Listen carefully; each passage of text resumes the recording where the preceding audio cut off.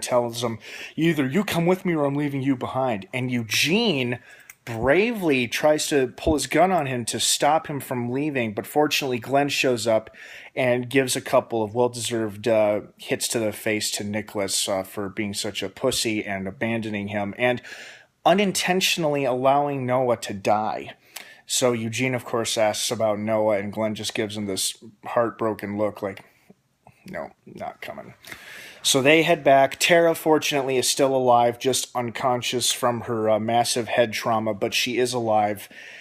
And then to top it all off, as if things could not get any worse, Father Gabriel pulls Deanna, the leader of Alexandria, aside, and he thinks they're talking in private, but it turns out Maggie's coming up the stairs and she can overhear their entire conversation, in which Father Gabriel reveals to Deanna that Rick and his people are dangerous and crazy, and they have done horrible, horrific things in order to stay alive in the apocalypse.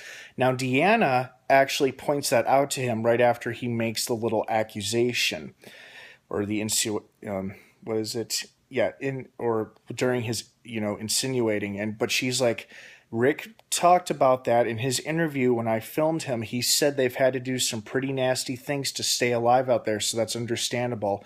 But Gabriel is just trying to convince her that they are a bad group of people. They're super dangerous, and they might try to take this place from them. So Deanna pauses and she's like, thank you for the information. I'm going to think really, really hard about this. And Maggie has overheard everything. And I think from the look on her face, it feels like, oh, ow, what's this? Oh, Gabriel, is this your knife? I found it in my back. That's the look she has on her face. And I'm just like, wow, what a fucking traitor.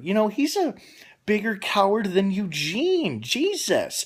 And it's like Gabriel does not understand the group's point of view. He has not been with this group as long as the others have been, and he has not seen the horrors of this world until recently. Until the Rick's group came along and they found him in the woods, he was living a sheltered life away from people, away from walkers, and he was just scavenging for food, barely getting by. And he has not had to suffer the way everybody else in this world has suffered, who has to live out there in the wild. So he does not understand where Rick's group is coming from, but he does have a point that they are dangerous, but they're only dangerous to people who threaten or try to kill them, especially cannibals, which Gabriel neglected to mention. He's like, oh, by the way, the people that Rick and his group killed were cannibals. We're going to kill and eat them anyway, so yeah. And then he also neglects to mention how he came upon this group, how they found him. And he doesn't mention how, since the beginning of the apocalypse, he denied entrance to his church to all of his fellow congregation members, which made them carve burn in hell on the side of the church, and he believes he's going to be damned for it, which he very well could be. But now they've got a big problem because Carol and Rick are trying to figure out the situation, the domestic abuse situation between Pete and Jesse. Maggie now knows that Gabriel has told Deanna a lot of things about the group from their past, and fears, and from the look on her face, she's afraid about the position the group's in now. This could jeopardize their asylum there. So it's hard to say how Deanna is going to act on this, whether or not she follows Gabriel's advice or she continues to trust them.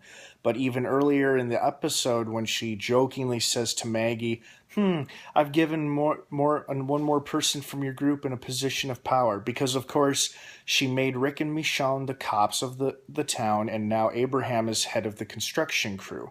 And she said it in kind of a joking way, but at the same time it was a subtle to her. But Maggie was quick to vouch for her people, and Deanna looked like she was sold by it. But now she may not be so sure, thanks to pussy Gabriel. And of course, after this episode, the fans are going to be rooting for Gabriel to die. Now people are definitely going to want him to die. Because at first people were like, oh, well, he's going to die. He's a weak character. But now they definitely want him to die because he basically just betrayed the group for doing what he did and saying what he did. So it's going to be an interesting last 2 episodes. From the promo looks very, very intense. Obviously, it's going to get much more intense and much darker with the last 2 episodes, especially the big season finale, which is supposed to be 90 minutes long. Now, the one thing they are unclear about is whether or not that'll be technically a 2-hour time slot, or if they're just going to do that thing like they did with previous episodes, such as the pilot episode from years ago and then the season 2 premiere, where those episodes were considered to be 90 minutes in length, but that was because commercials were included. So it's hard to tell if this season finale is going to be 90 minutes long with or without commercials. But you know what? It doesn't matter, because I'm sure the season finale will be as big and epic and as heartbreaking as the casting crew and the producers have been teasing it to be. So I'm looking forward to it, but I'm also scared because, you know, people and fans like to theorize and speculate who's next on the chopping block, who's next to go. Well, as I had predicted, and I did not know how fast or quick it would come, you know, maybe he would survive like a few episodes into season 6 if he made it that long.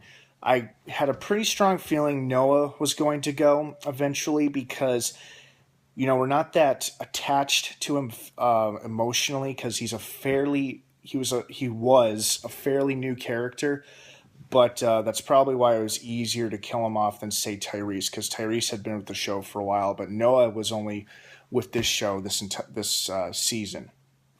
But I hate to say it because I really like her, and she's become such an interesting, complex, cool, badass character is Carol. It's like when you threaten a little boy like that and you violate people's trust by stealing their weapons, even if they were yours to begin with or not, but when you violate that trust and you threaten a child and you just come off as a total hard ass, it's kind of hard to come back from that. And, you know, here's what's going to suck is that if Deanna seriously starts looking into the accusations made by Father Gabriel about Rick and the group, she may discover, or Sam may come forward and say, well, you know, I saw that lady Carol stealing some guns, but she made me cookies, so I wouldn't say anything, but I'm going to say something because I'm scared. So, you know, but maybe Carol will prove herself to be not only a hard ass, but a good-hearted badass as well, because obviously she feels very connected to the whole Jesse Pete abuse situation, and she most obviously that's more geared toward Pete. Pete. That's more geared toward Jesse and Sam than Pete. So hopefully they get that figured out. But I'm predicting that in next week's episode, we're going to see some escalating tension and some drama between the people of Alexandria and Rick's group. And hopefully things work out for the best between both groups, because I have a feeling they're going to have a really, really big problem on their hands come the season finale, which is obviously going to be a massive herd of walkers that attacks Alexandria, or a massive hostile force who comes to attack Alexandria to claim it for themselves. Well, that's my recap of this episode and my predictions for next week's episode and I guess the season finale. Next Sunday, I will post another recap/review video. Overall, this was a great episode. I really, really liked it. Had some great special effects, lots of zombie action, lots of human drama. And it was a perfect episode for The Walking Dead. And I was sad to see Noah go. I really liked Noah, but you know, this is The Walking Dead. You can't get too attached to anybody, except Daryl, because he's unkillable, and if they kill him, they will have a riot on their hands. All right, guys. Well, have a good one. Thanks for watching, and as always, please hit that subscribe button. And if there's anything you feel like I left out or forgot to mention, or I skipped over, please feel free to comment and sound off below, or leave any questions for me if you have any, if I have any theories or ideas as to what I think may happen, not only for the last 2 episodes of the season, but for the series overall. Please feel free to leave your comments and thoughts below. Let's try to be respectful of one another's opinions.